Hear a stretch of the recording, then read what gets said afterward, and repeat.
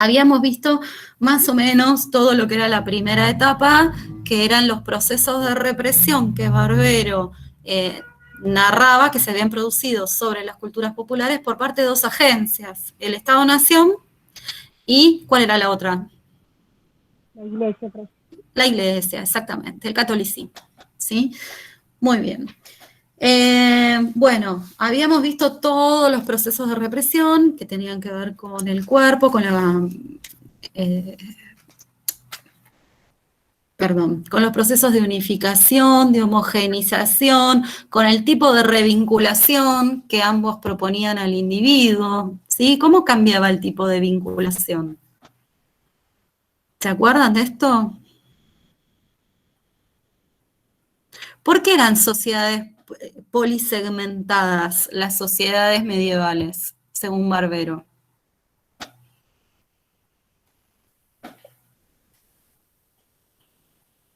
Porque convivían distintas comunidades, distintas tribus, ¿sí? Los individuos establecían sus vínculos principales con sus comunidades, con las familias, ¿sí? Con las comunidades religiosas. ¿tá? Lo que vino a ofrecer el Estado-Nación y la Iglesia es un tipo de vinculación jerárquica, o sea, sujeta a la autoridad de Dios, por un lado, y a la autoridad del rey, y ya directamente operando sobre el individuo. No interpelaba a toda la comunidad, sino directamente a cada individuo. A cada individuo pretendía sujetarlo al rey o a la autoridad o a la jerarquía de Dios. Estoy medio dispersa porque todo el tiempo entra y sale gente, entonces cada vez que alguien entra y sale me sale un cartelito. Bueno, y habíamos analizado con Barbero dos expresiones de la conciencia popular, que eran, como dijeron antes, las brujas y las fiestas, ¿sí? Y ahí hicimos puente con la introducción de la cultura popular en la Edad Media y el Renacimiento de Bakhtin, por el lado de las fiestas, y el capítulo La Gran Casa de Brujas en Europa, de Calibán y la Bruja, de Silvia Federici. ¿Se acuerdan? ¿Sí? ¿Quién se anima a reponer algo de lo que pasó con las fiestas? ¿Qué eran las fiestas? ¿Qué fiesta en particular analiza? Y cómo fueron reprimidas, digámosle así, entre comillas. Los carnavales.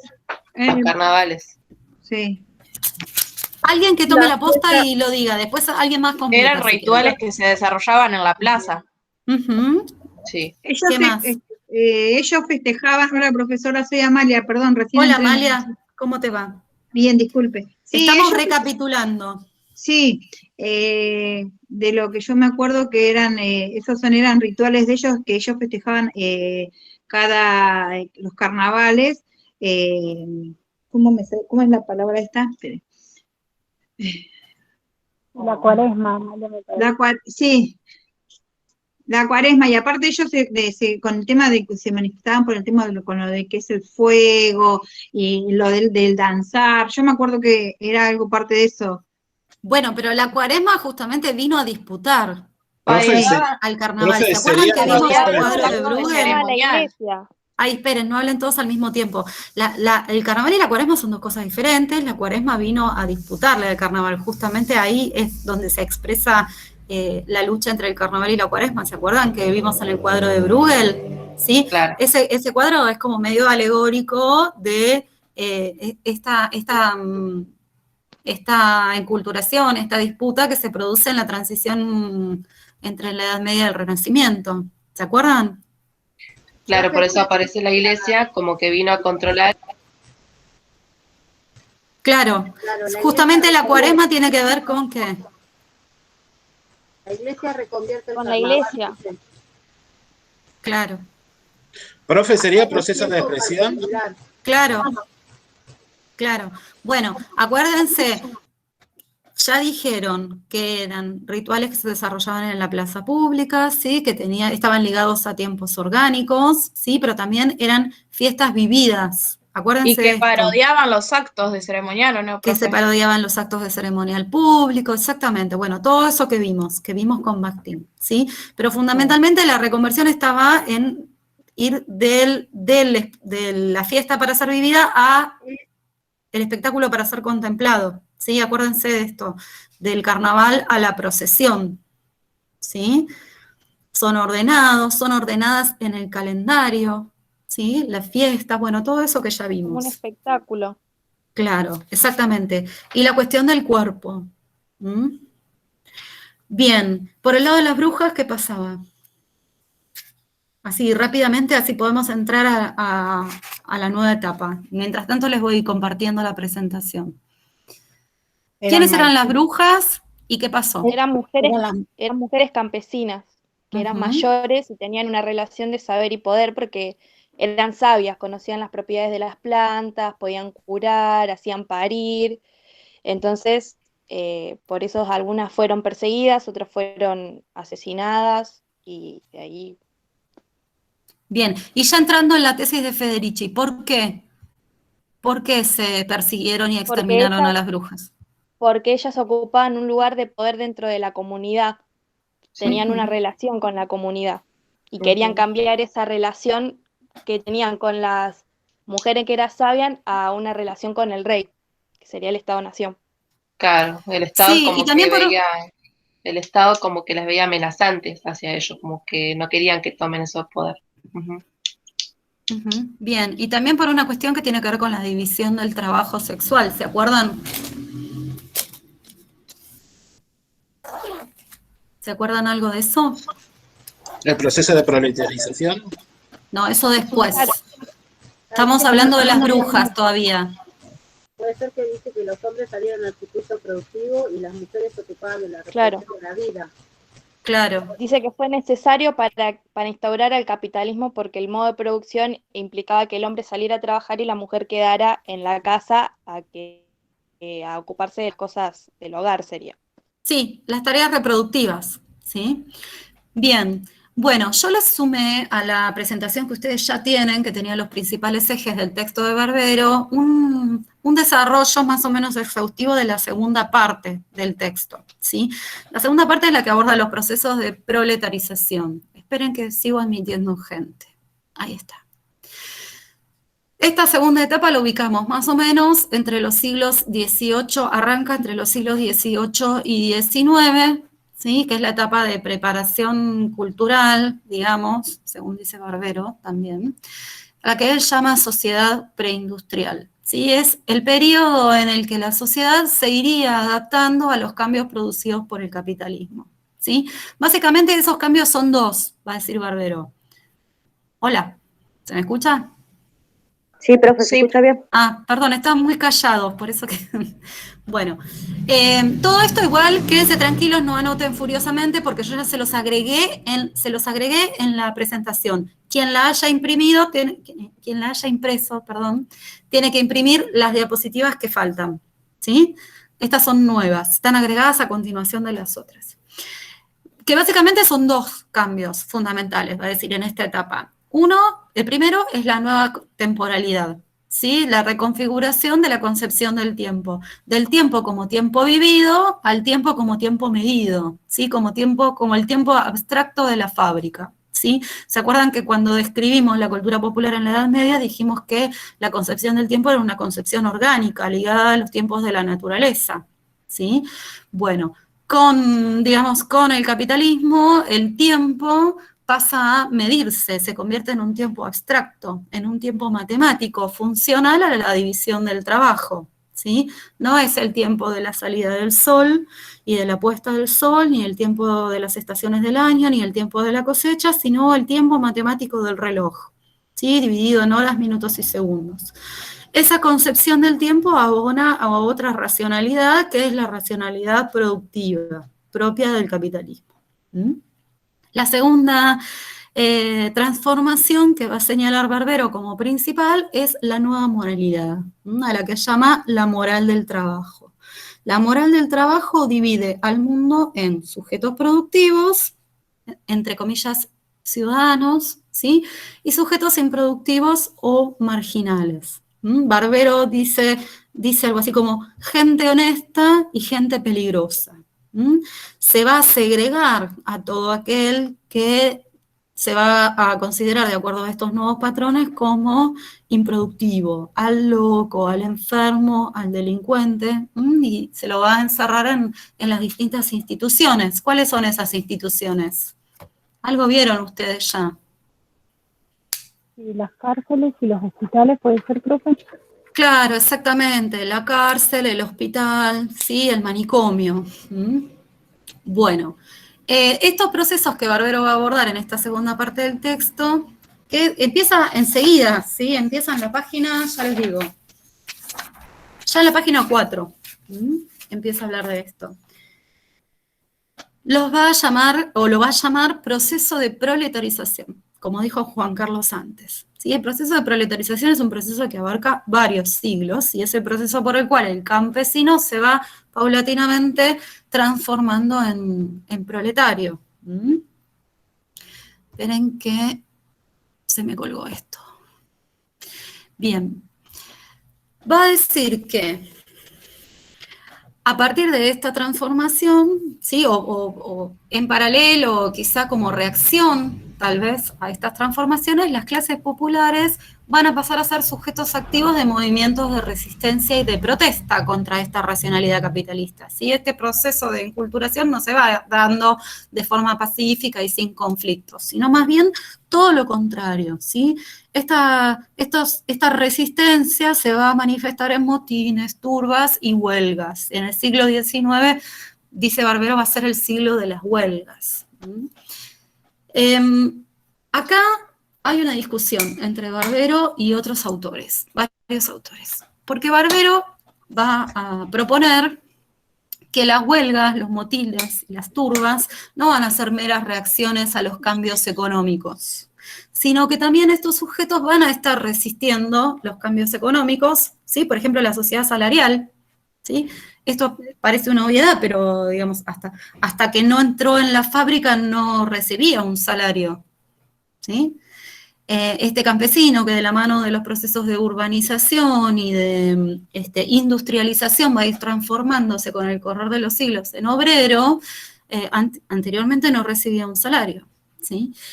Pero Barbero va a decir que no va a ser una mera reacción a los cambios económicos, sino que también esta resistencia va a ser una resistencia al cambio cultural. Es decir, se articulan formas de lucha contra el capitalismo con la cultura popular, ¿sí? La nueva economía capitalista, a la que él va a llamar la economía de masas, va a desafiar los viejos valores, los viejos preceptos morales, esperen que sigo admitiendo gente, ahí está, del campesino, ¿sí? Sus costumbres, sus reglas, sus lógicas de funcionamiento social. Él ahí da un ejemplo, y dice, por ejemplo, para dar un ejemplo de cómo lo afectaba al campesino la nueva racionalidad, ¿no? En épocas de escasez, ¿sí? Los precios se pactaban, ¿sí?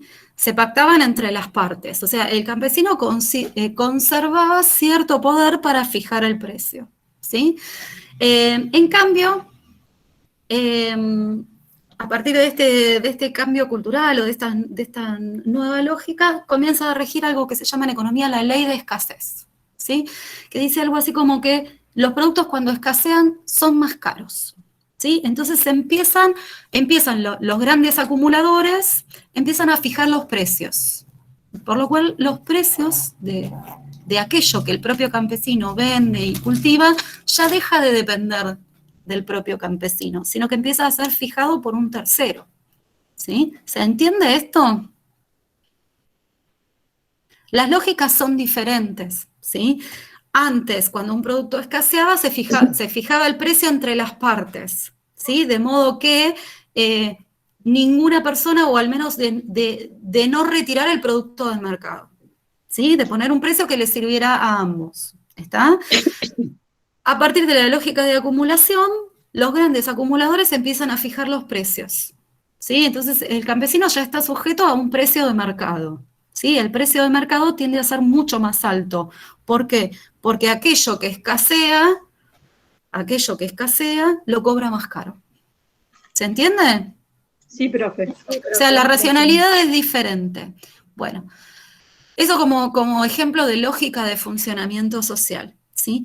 Y también resistencia ante la innovación técnica, ¿sí? La innovación técnica va a venir a modificar viejos patrones de trabajo, dice Barbero, ¿sí? Por otro lado, lo que va a haber también como reacción es una defensa de la autonomía local frente a las reglas y a las lógicas de funcionamiento que impone el Estado Nacional, ¿sí? Por ejemplo, el rechazo a la disciplina administrativa, ¿sí? Algo que ya dijimos, el rechazo del progreso, entre comillas, técnico. A partir de este rechazo, las clases populares se repliegan, dice Barbero, y se reconocen en la vieja cultura campesina y en la memoria de esa vieja cultura campesina, ¿sí? Todos estos procesos los va a tomar, los va a recoger el anarquismo. Ahí, por la página, esperen que los voy ubicando porque el texto, ustedes me plantearon dificultad con el texto, así que prefiero como ir marcándolo para que ustedes lo conviertan en una especie de lectura asistida.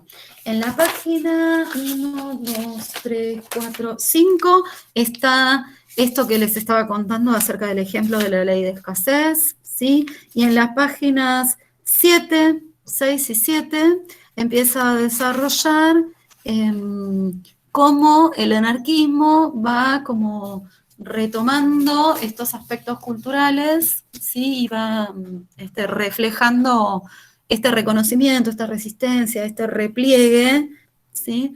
De la cultura popular que va como reconociéndose en la vieja memoria de la cultura campesina.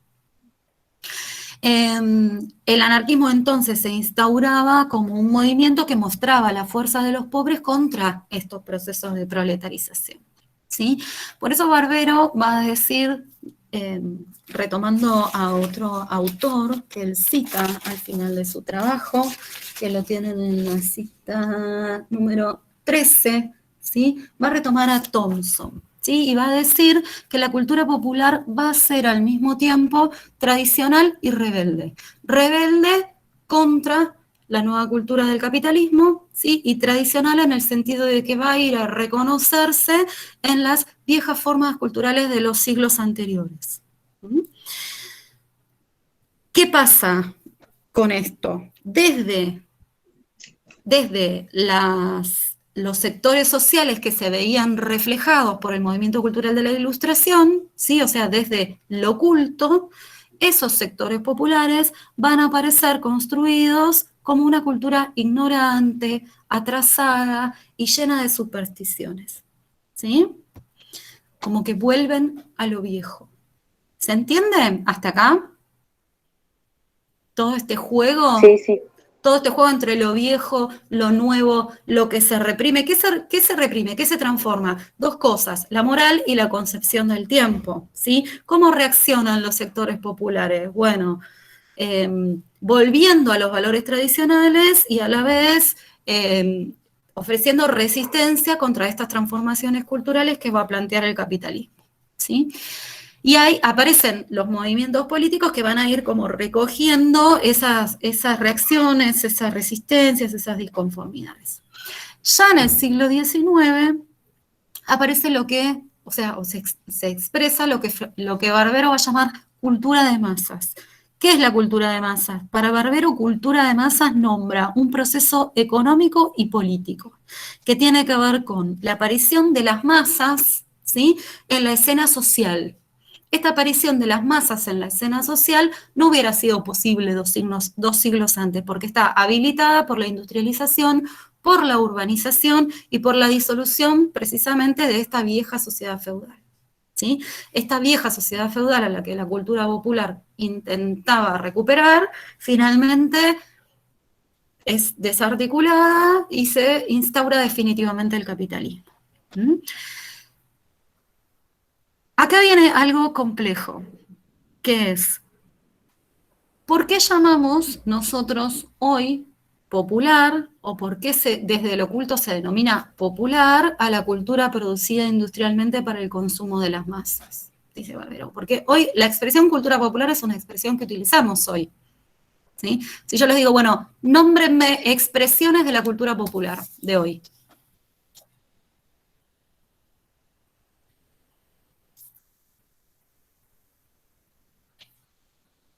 Nombren las Expresiones de eso. Sí, ¿qué es cultura popular? ¿Dónde podemos encontrar hoy cultura popular? la expresión de la gente, puede ser no sé, los chicos que cantan pop en la plaza, no sé, que hacen una demostración de su arte.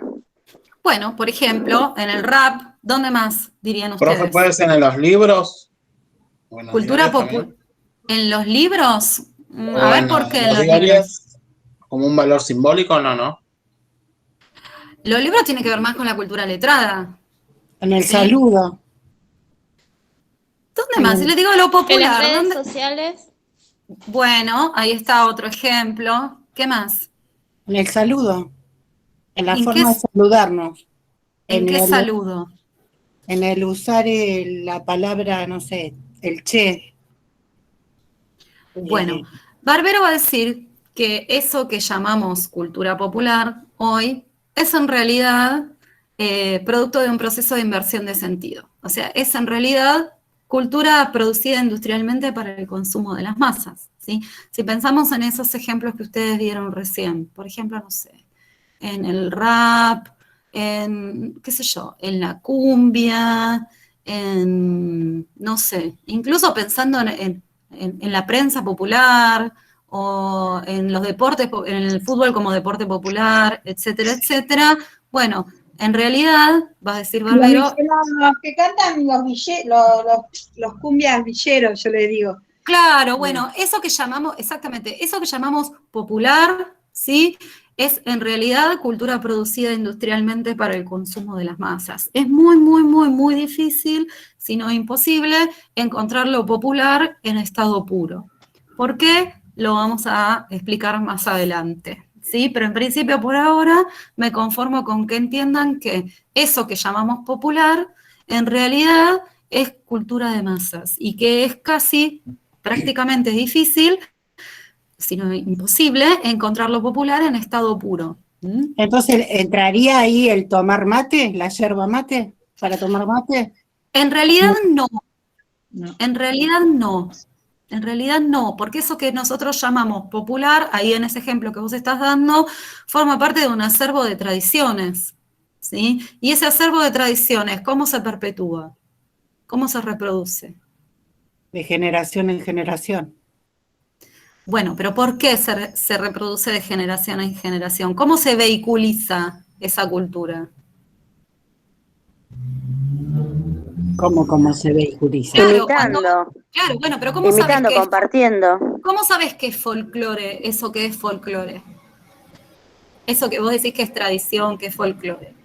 Es el Porque saber del pueblo. lo vi Bueno, de otro y yo lo imito. Lo bueno, tomo como una costumbre.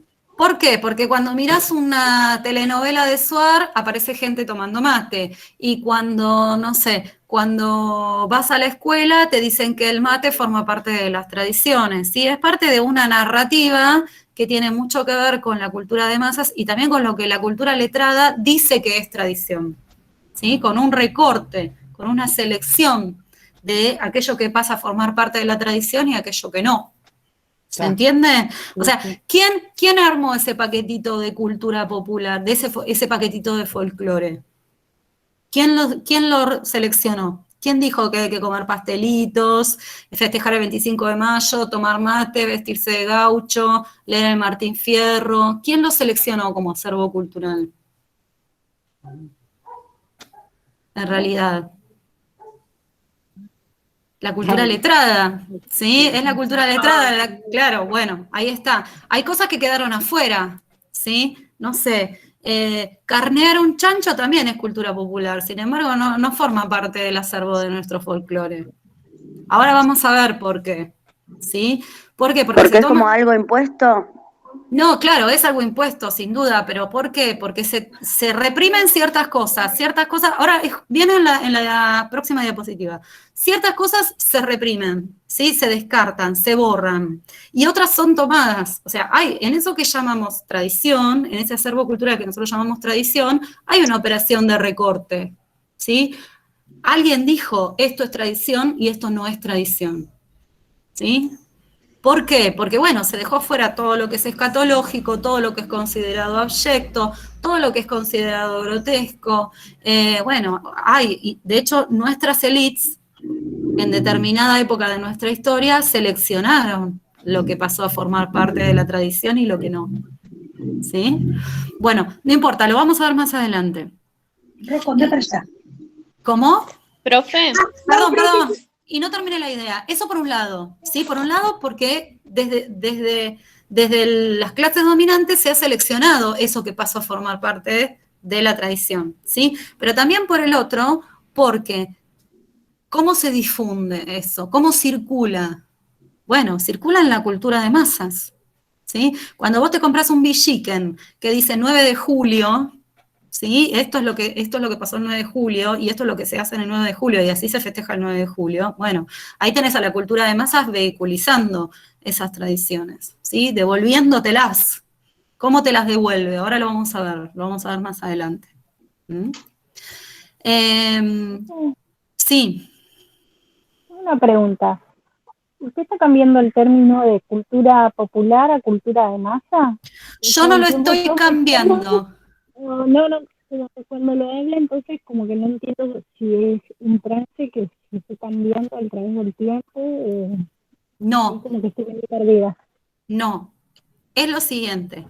Acá, justamente por eso lo repetí acá abajo. ¿Por qué? Porque la tesis de Barbero, en este texto, lo repetí la clase pasada y le dije, subrayenlo con resaltador, es que la cultura de masas no aparece de golpe en el siglo XIX, ¿sí? Como un corte, o sea, de acá hasta acá es cultura popular y a partir de acá es cultura de masas. No.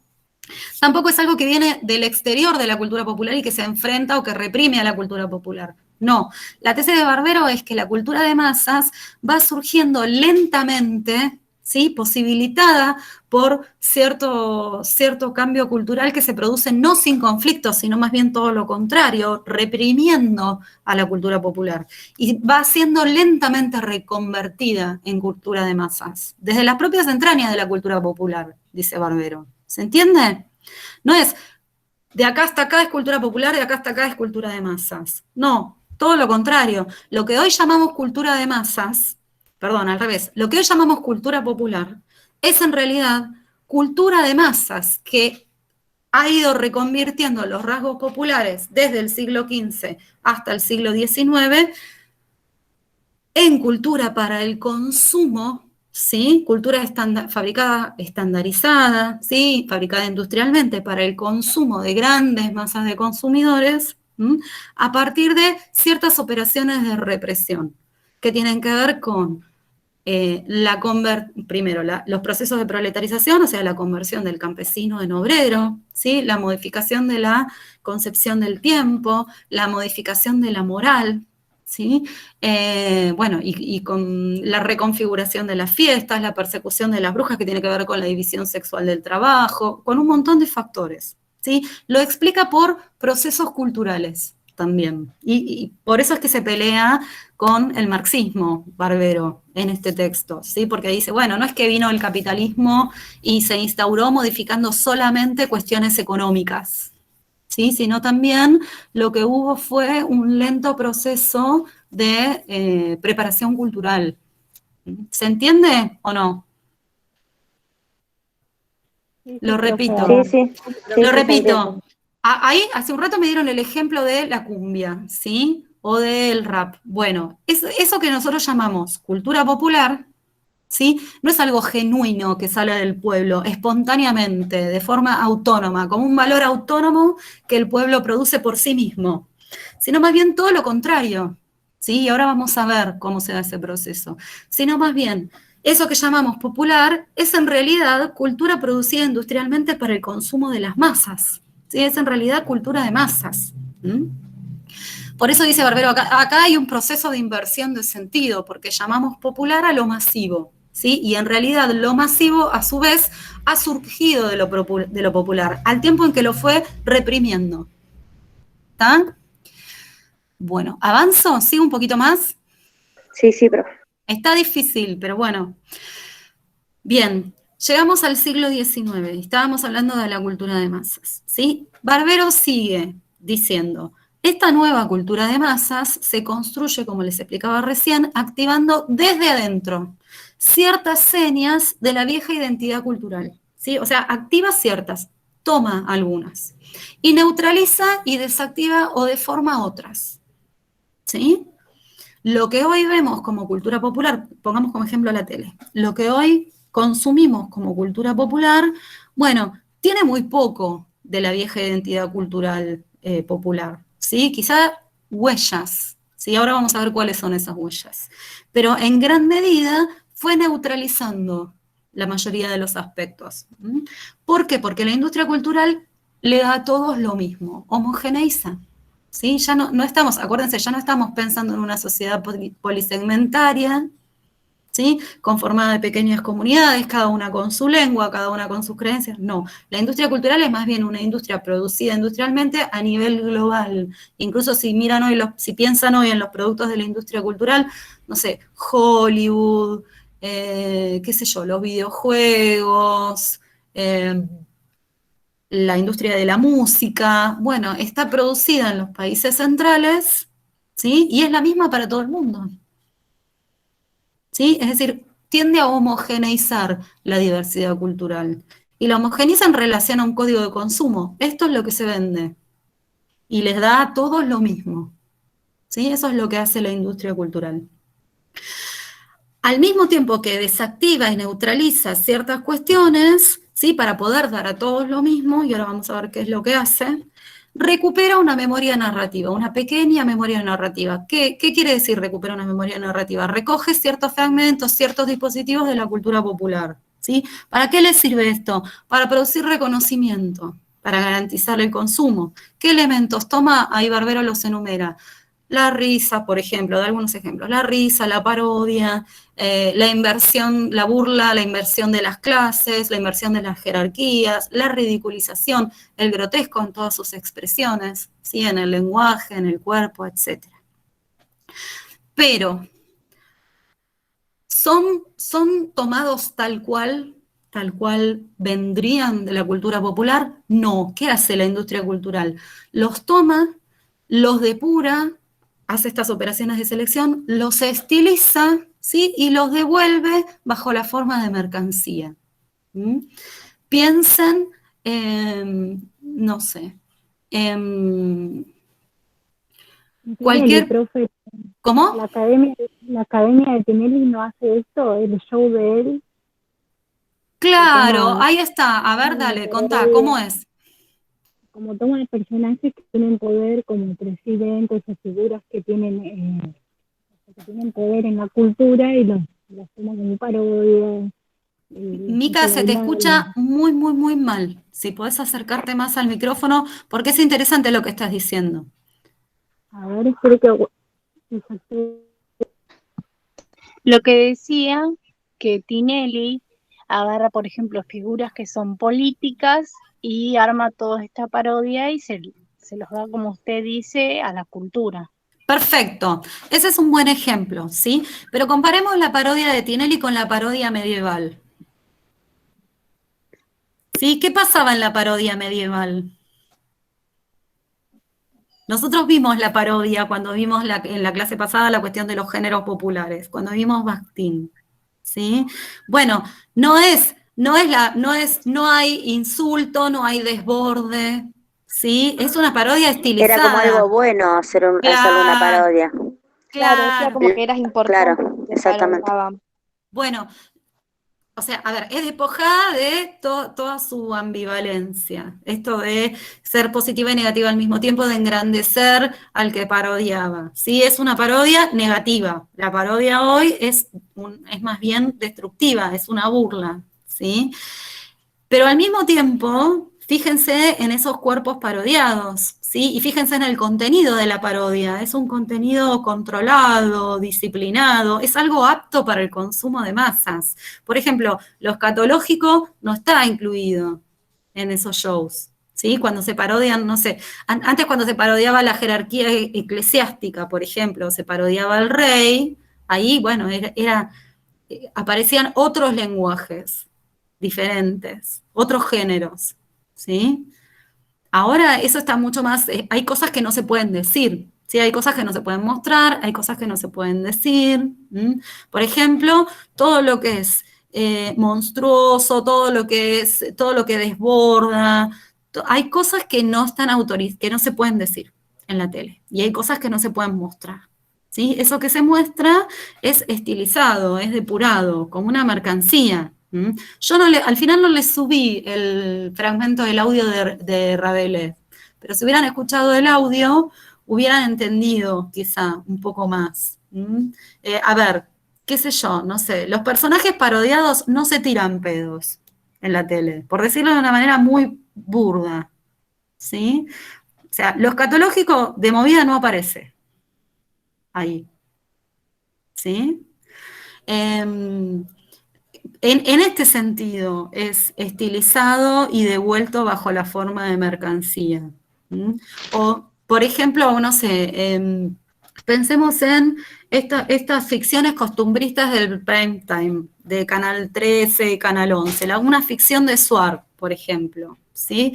En una ficción de Suar hay un montón de elementos, de huellas de lo popular, ¿sí? Por ejemplo, el hecho de, no sé, la vinculación de los personajes con la comunidad, aparece la familia, ciertas formas narrativas que vienen de los géneros de la oralidad, ¿sí? Esto de, no sé, el amor, el desamor, el desencanto, qué sé yo, los conflictos, bueno, todo eso aparece,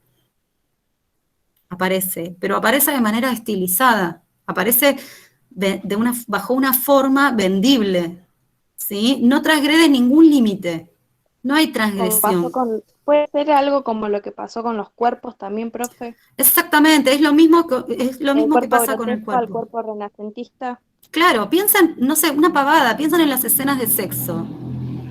Cómo es que los personajes terminan en una cama con la sábana perfectamente colocada debajo de los brazos. ¿Sí? ¿Entienden? Siempre, no es que hay rienda suelta. Eso parece estilizado. Bueno, Barbero ahí da el ejemplo de el folletín, ¿sí? Lo desarrolla bastante. A ver, es un texto largo, yo no quiero volver a repetirlo, pero ustedes tendrían que haberlo leído. Esperen. En la página, por donde está la nota 37, es la página 1, 2, 3, 4, 5, 6, 7, 8. En la página 10. Ahí tienen el ejemplo del folletín. Dice, da un ejemplo, dice, marco el caso de España. Desde el siglo XVIII esa literatura es popular, de manera ambigua y contradictoria, porque si a través de los almanaques y los relatos de los bandoleros, de las recetas y de las canciones, esa literatura recoge fragmentos y dispositivos de la memoria popular. A su vez, esa memoria va a quedar poco a poco secuestrada, va a ser desactivada mediante su inscripción en un discurso que mutila y estiliza, que descontextualiza y unifica. La propaganda que proclama la adaptación al gusto popular cierra el circuito de la información. La homogeneización es ya la mediación de un nuevo código social, el del consumo. ¿Sí? Y ahí da el ejemplo de huellas, de huellas que permanecen en los textos. Dice, no sé, la risa del pueblo, el héroe de la tragedia, la ridiculización de la autoridad, la ridiculización de los maridos, de las esposas, la profanación de los temas sagrados, bueno, el honor, las narrativas del honor, bueno, todo eso son huellas de la cultura popular, según Barbero, que son tomadas por la industria cultural, pero que son devueltas no bajo sus formas originales, sino bajo la forma estilizada, depurada de una mercancía, ¿sí? Bajo la forma de algo vendible. ¿Se entiende? Sí, profesor. ¿Sí? Piensen en el ejemplo del carnaval, por ejemplo, ¿sí? Acuérdense el cuadro de Bruegel que les mostré. ¿Qué pasaba en el carnaval, en el cuadro de Bruegel? ¿Cómo estaba representado el carnaval? Por el lado del disfrute, profe.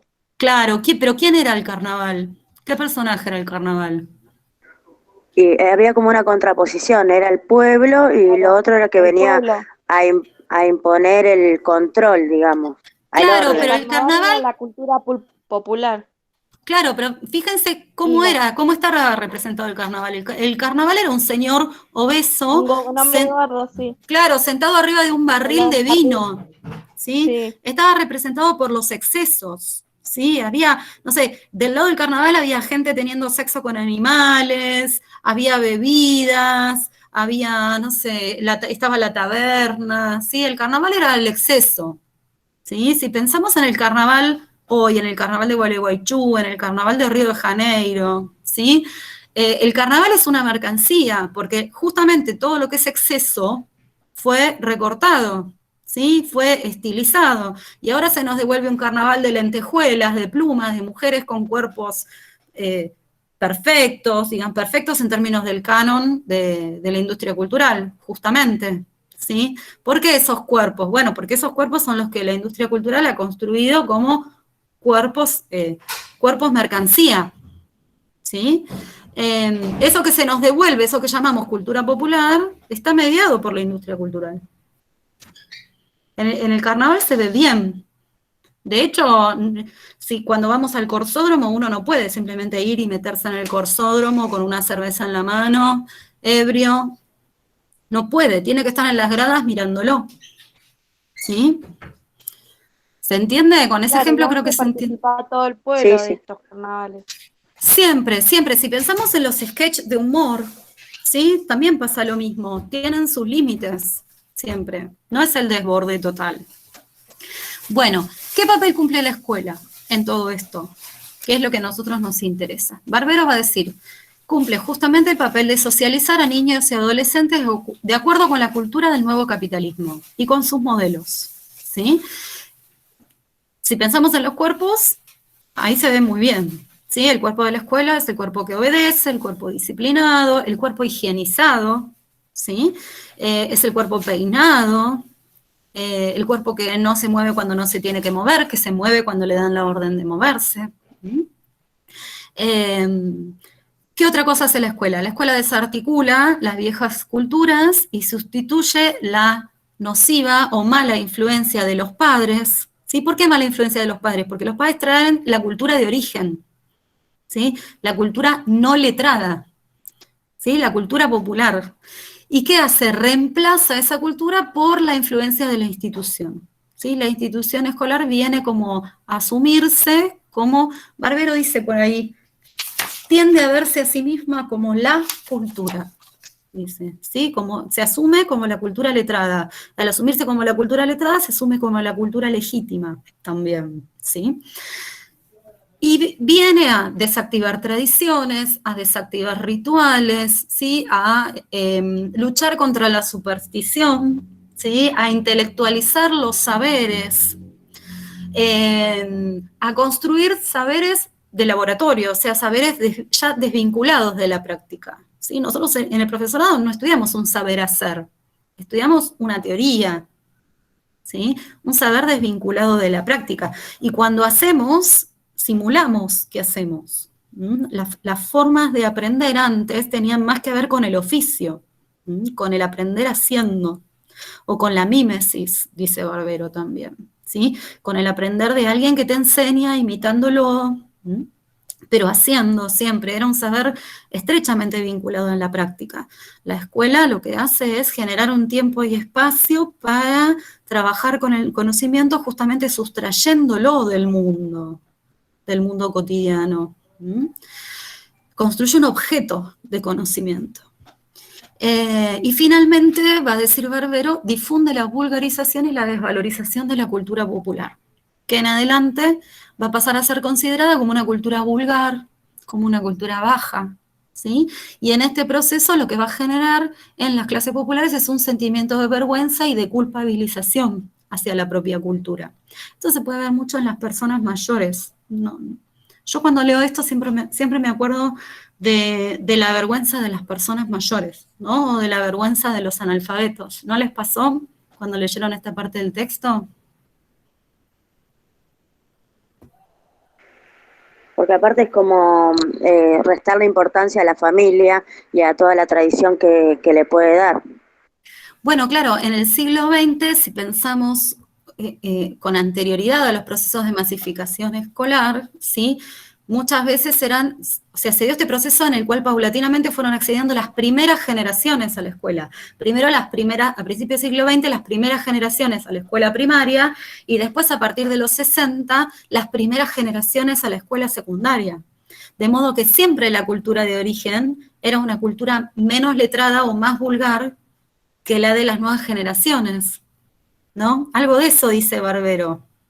Esto sucede, ¿sí? El sentimiento de vergüenza de las nuevas generaciones que iban accediendo cada vez más a la cultura letrada respecto de sus culturas de origen, ¿sí? A las que se conceptualizan como cultura vulgar, etc. Yo siempre cuento la anécdota de infestar, y no sé si se las conté a ustedes, o infectar. Yo hice toda mi primaria diciendo infestar. ¿Por qué? Porque mi abuela era semi-analfabeta y hablaba y además era gallega y allá se decía así, ¿sí? Me enteré casi que de adolescente que no se decía infestar, sino infectar, ¿sí? ¿Y quién me lo marcó? Me lo marcó la escuela. Y cuando a mí me dijeron eso, yo sentí mucha vergüenza, porque dije, todo este tiempo, y digamos, interiormente culpabilicé a mis padres, a mis abuelos, a mi cultura de origen, ¿sí? Esto pasa todo el tiempo. Y en las culturas, con las culturas de las comunidades, más todavía. Y con los inmigrantes, más todavía. Como el que dice Almóndiga. Claro, ahí está. También. Es un ejemplo análogo, claro. Sí, También. bueno. A mí me pasó lo mismo. Automáticamente produce sentimiento de vergüenza hacia la propia cultura de origen. Exacto, exacto. Por su distancia con la cultura letrada, siempre, ¿sí? Sí, sí. Bueno, vamos... Pero volviendo a la escuela, a ver si me quedó clarito. Ahí es cuando se hace el paso de la escuela tradicional. De la escuela tradicional. ¿Qué es eso que llaman escuela tradicional? Es una invención de la pedagogía, eso. Bueno, pero ahí es cuando se deja, vamos a decir, lo que fue la escuela tradicional, eso de el control de los cuerpos, la limpieza, el higienismo, ¿es ahí? Bueno, a ver, eso que ustedes llaman, esto siempre lo corrijo, eso que ustedes llaman escuela tradicional no es un solo tipo de escuela, ¿sí? No, Pablo Freire no decía eso tampoco. Tenía la escuela tradicional, donde el chico era un niño era un tabula rasa, que solamente es un ida y vuelta, ir y venir, ¿no? ¿Es así? Bueno, pero escuchen. Pero eso es una construcción teórica de Freire, ¿sí? Freire llama escuela tradicional a cierto tipo de vínculo pedagógico, ciertas formas de enseñar, ¿sí? Que él adjudica a una etapa anterior, ¿sí? Anterior a los 60, pónganle, anterior a los 70, ¿sí? Pero eso que se llama escuela tradicional no es un solo tipo de escuela. Por ejemplo, ¿era lo mismo el Nacional Buenos Aires que una escuela rural de Jujuy? No era la misma escuela tradicional, ¿sí? Quizás en la escuela rural era multiedad, había otro tipo de vínculo entre el maestro. Por eso que se llama escuela tradicional es una caricatura, ¿sí? Es una construcción teórica, no es que todas las escuelas eran escuelas tradicionales, todos los maestros, no. Hay una heterogeneidad, ¿sí? Al interior de eso que se conceptualiza como escuela tradicional. No es lo mismo el Nacional Buenos Aires que la escuela número 75 de Santa Rosa de Calamuchita, no es lo mismo, ¿sí? Sin ir igual más lejos, acá nomás estamos hablando y nos vamos ahí al Sommer, ahí atrás donde es el hospital, que vio que ahí tenemos el hospital, ahí adentro tenemos la escuela rural, tenemos cementerio, tenemos todo, es como que toda una sola cosa, y ahí está la escuelita. Eso que llama escuela tradicional, ¿sí? Es una construcción teórica, es un adversario que él construye, es un adversario teórico. ¿Qué mete ahí? Bueno, toda la gente que piensa todos los pedagogos que piensan que el vínculo pedagógico se tiene que dar en términos de autoridad, como dijo Amalia, que el estudiante es una tabula rasa, ¿sí? A eso llama escuela tradicional, a ese sistema de ideas, ¿sí? No a que todas las escuelas antes de los 60 eran iguales, no, de ninguna manera. De hecho, si pensamos a principios del siglo XX estuvo el escolanovismo, que no tiene nada que ver con la escuela tradicional, ¿sí? O Montessori, que no tiene nada que ver con la escuela tradicional, ¿sí? Hubo un montón de escuelas experimentales. Dewey, ustedes estudiaron todo eso, que no eran escuela tradicional. Bueno, es una construcción teórica la escuela tradicional, ¿sí? Y que consiste en un conjunto de rasgos, ¿sí? Que caracterizaban algunos ciertos modos de enseñar. Y con esos modos de enseñar discutía Freire. Y a esos oponía la pedagogía popular, que era de corte más dialógico, etcétera, etcétera, todo lo que ustedes ya saben, ¿sí? Bueno, igualmente esta escuela que menciona Barbero sí tiene bastante que ver con esa construcción de escuela tradicional, en el sentido de que propone una jerarquía de saberes, ¿sí? Lo letrado está ahí, ¿sí? Está ahí en la cumbre de la civilización, por ejemplo. Por eso me creó esa duda y le pregunté. Claro, bueno, lo que pasa es que se fetichizan estos conceptos, se fetichiza la educación popular y se fetichiza la escuela tradicional. ¿Mm? Hay muchos tipos de educación popular, incluso hay hoy en los institutos, hoy en día está. muchos de nosotros combinamos pedagogías populares con pedagogías más tradicionales, ¿sí? Es como un complejo, no es o es de Boca o es de River, no, es más como un complejo. Son decisiones que uno va tomando constantemente, esto lo hago más así, esto lo hago más así, acá me interesa exponer, acá me interesa dialogar, ¿sí? Bueno, vamos a la propuesta de Barbero, y acá está la parte difícil, y con esto cierro y los dejo. Barbero dice, la cultura de masas no puede reducirse a lo que pasa en los medios, ¿sí? Depende de ciertas mediaciones. ¿Cuáles son esas mediaciones? Contextos culturales, contextos religiosos, familiares, institucionales, políticos. ¿Mm? Propone abandonar el modelo culto que mira desde arriba, ¿sí? O que mira con desdén o con desprecio a la cultura de masas, y la conceptualiza como cultura vulgar, como cultura decadente y como cultura barata. Dice, la cultura de masas no es ni vulgar, ni decadente, ni barata. ¿Mm? Eso es lo que dice Barbero. Va a haber otros autores que digan otra cosa. ¿Con quién discute Barbero? ¿Se acuerdan? Ahí cuando dice esto. Discute con un autor que ustedes leyeron muchísimo, y lo pone ahí entre paréntesis, lo nombra.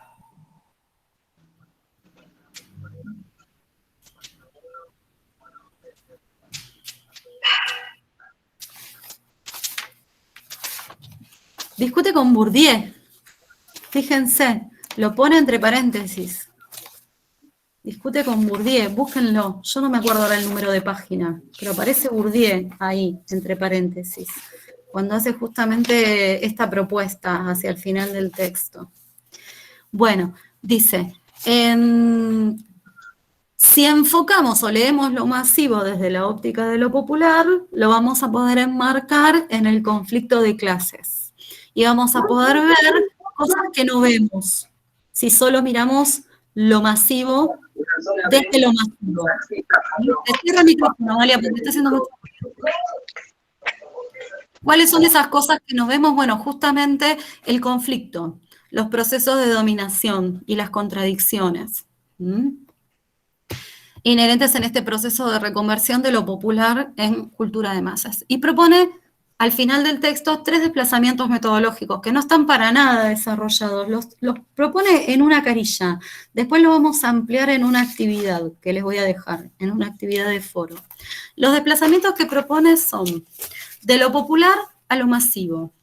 Dice, lo masivo no es algo exterior que viene a corromper lo popular. O sea, no es que existe una cultura popular pura, genuina, ¿sí? Y que viene la industria cultural a corromperla, ¿sí? No, más bien todo lo contrario, dice. Lo masivo se fue gestando lentamente al interior de lo popular, tomando algunos rasgos de lo popular, ¿sí? Al tiempo que lo fue reprimiendo. O sea, lo masivo surge del interior de lo popular.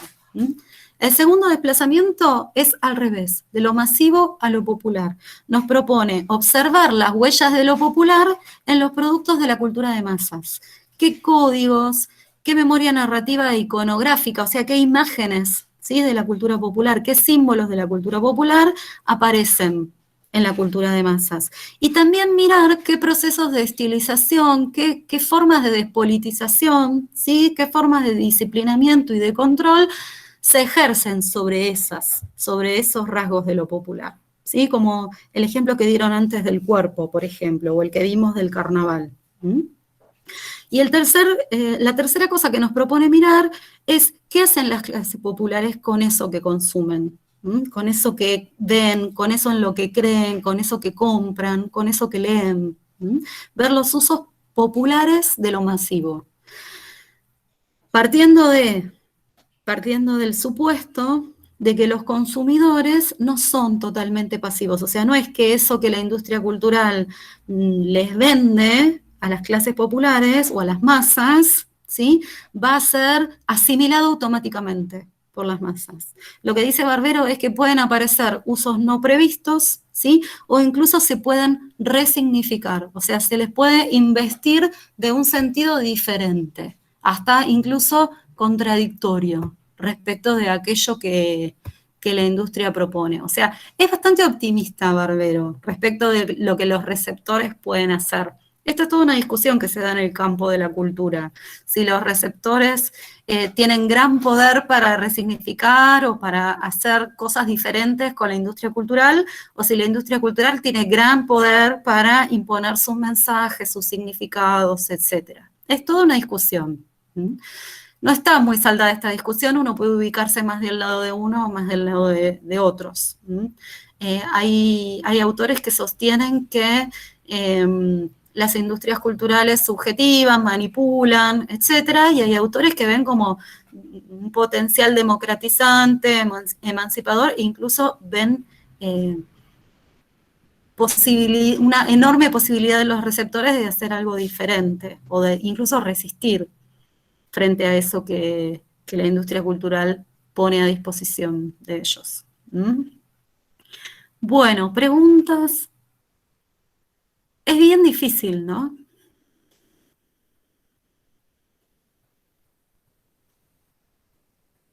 Explicado así suena mejor. Suena mejor. Si Bueno. usted explica, suena fácil, profe, pero explicarlo yo quizás no me resulte tan fácil. Bueno, ahí en el PowerPoint yo les agregué estas diapositivitas que están bien sintéticas, que son quizá una línea sobre cada cosa, se las agregué al final de la presentación de la clase anterior, ¿sí? Lo sumé como segunda parte.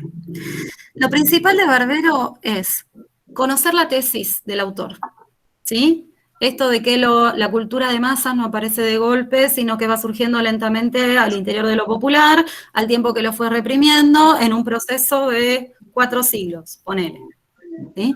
Identificar estas 2 etapas en la represión. Primero, el Estado-Nación y la Iglesia, ¿sí? Primero, caracterizar las culturas populares en la Edad Media. Dar cuenta de los procesos de represión que vinieron por el lado del Estado-Nación y de la Iglesia. Analizar estas 2 expresiones de la conciencia popular, las brujas y las fiestas, y cómo se dieron las represiones en cada caso, que se dieron de forma diferente. Y después, los procesos de proletarización, poniendo el énfasis en la nueva concepción del tiempo, la moral del trabajo, ¿sí?, el papel de la escuela, y esto de que la cultura popular fue siendo al mismo tiempo tradicional y rebelde, también es importante, y lo otro es metodológico. Lo otro no va al parcial, pero sí les voy a dar una actividad para que lo pongan en juego. ¿Sí? ¿Se entiende? ¿Ah? Sí. Esos son los ejes. La clase que viene yo les voy a subir las consignas de parcial. Lo pueden hacer de a 1 o de a 2. Les doy esta opción porque hay gente que está recargada y hay gente que le gusta trabajar sola, ¿sí? Así que en realidad lo había pensado para hacer en parejas, pero si ustedes quieren hacerlo de a 1, lo pueden hacer de a 1. Si lo hacen de a 2, el parcial que justifique la presencia de 2 personas, ¿sí? Lo voy a mirar con más expectativa. Voy a esperar más de un grupo de 2 que de un parcial hecho individualmente. Va a ser bien pegado a los textos, no les voy a pedir nada raro, no les voy a pedir ningún análisis, nada. El análisis lo vamos a hacer ahora en la actividad que les voy a subir, ¿sí? Y lo vamos a encontrar acá, a las 8:10, para leer las consignas del parcial y explicarlas. Y tirar algunas puntas entre todos. Y lo van a entregar al lunes siguiente. ¿El lunes que viene, profe, nos encontramos? El lunes, ¿qué cae? Lunes 5. Sí, Bueno, está en el cronograma. nos encontramos de 20:10 a 20:30 para leer las consignas del parcial entre todos y para explicarlas, ¿sí? Y para proponer posibles estilos de resolución, ¿sí? ¿Y al lunes siguiente ese hay que entregarlo? Y el lunes siguiente, o sea, el Sería 12, lo entregan. ¿Por qué? Porque el 17 empieza el receso. Profesora, cuando termine de hablar con todas las chicas y les deje el saludo a todo, quiero hablar con ustedes después, ¿puede ser? Sí, dale, te quedás 5 minutos. ¿Se entiende esto? El parcial va a ser bien pegado a los textos, súper pegado a los textos, de tipo, no sé, expliquen los procesos de proletarización según Barbero. ¿Por qué? Porque el objetivo es que los ayude a preparar el final, ¿sí? Que a ustedes les quede eso que trabajaron para el parcial, ¿sí?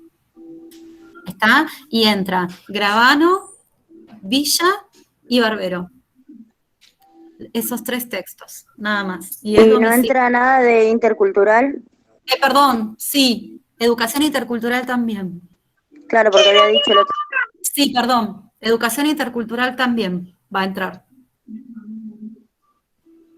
Claro, porque había dicho que es bueno que lo tengan en cuenta porque algo iba, un puntito, Sí, algo iba a preguntar. No lo iba a poner, pero vamos a tener un TAIN de educación intercultural, entonces quiero que sepan que lleven lo que vieron en esta materia al TAIN. Ya hay prevista una actividad de TAIN para septiembre sobre educación intercultural, así que tienen... Yo no hago TAIN, a mí no me lo ponga.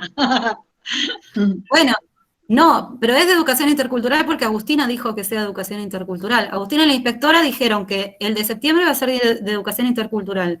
Después va a haber uno de ESI y después va a haber uno de educación ambiental. Pero Así que, yo una pregunta, pero si yo no hago ni TADIN, ni ESI, ni la otra. no importa, pero haces la materia. Y en esta materia, uno de los... ¿Haces cultura? Ah, la Y en tuya sí. Bueno, y en esta materia, en el programa de esta materia, uno de los ejes es educación intercultural. Además, de todo lo que vimos es lo que más te sirve para tu práctica. Así que... Aparte creo que los TAIN son obligatorios, ¿no? Los TAIN son obligatorios, lo que pasa es que Amalia ya lo cursó en otro instituto, por eso está diciendo que ella no lo hace.